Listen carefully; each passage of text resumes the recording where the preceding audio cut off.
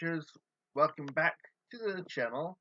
Today is the long awaited history on both the Mustangs that we have recently built. But first, a brief segment of history on the Mustang in general during World War II. The P-51 Mustang is the best fighter aircraft of World War II. Starting in 1943, it flew further and faster than most other planes in the skies, serving mostly as a long-range fighter escort. It was very important to the success of the Allied bombing campaign. Its pilots loved its maneuverability in a dogfight as well as its ease to fly on the long escort missions.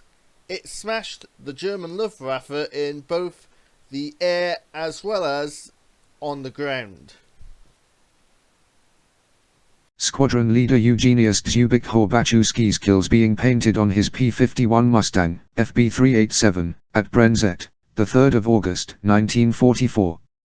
The Polish ace was the co of No. 315 Squadron, and a record of his 13.5 aerial victories and 4 V-1s destroyed was painstakingly transferred to this newly delivered aircraft. He was shot down and killed on the 18th of August, 1940. Apologies about having to use the voice synthesizer then, fellow Rangers. It's simply because of the fact that I did not want to muck up that pilot's name and disrespect him in any way, shape, or form. But sadly, he was shot down, and is pretty much it is a sad loss. But he was a very honoured pilot, and we remember him for being an honorary and brave gentleman. Right, on to the next aircraft. Lee Archer is the most famous Tuscany's airman, only ace pilot with 5 kills. This airplane is his North American P-51, in which he scored 3 kills in one day on October 13th, 1944. While usually referred to as a P-51B, Archer actually flew a P-51C model, which only differs from the B in where it was manufactured. Archer went on to serve in the Korean War as well and retired from the Air Force in 1970 with the rank of Lieutenant Colonel. Truly one of America's greatest heroes. Truly a legendary pilot. 3 kills in one day is not an easy thing to do, especially back then as well with the technology. Sadly, in 2010, Lee Archer passed away, but his aircraft that he scored the 3 kills in served not just in the war, it was an air racer throughout the late 40s and early 50s. He's then restored back to what it was in 1987 and then finished to honour the Tuscany's Airmen, and thank goodness we're very fortunate to see that it's still around today. Truly amazing aircraft.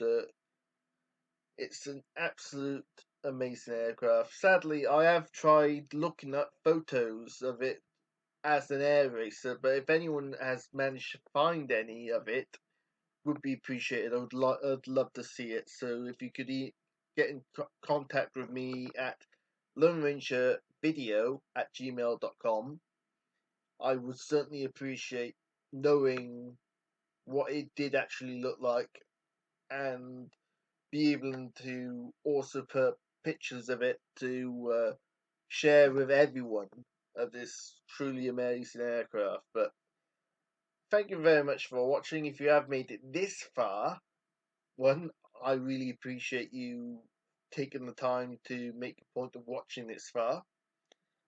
Two, it's not just about the aircraft, we're honouring the pilots who risked their lives to make it so that evil didn't win. And fair play. Sadly, one passed, got shot down during the war, and one passed away in 2010. But their stories will live on, and that's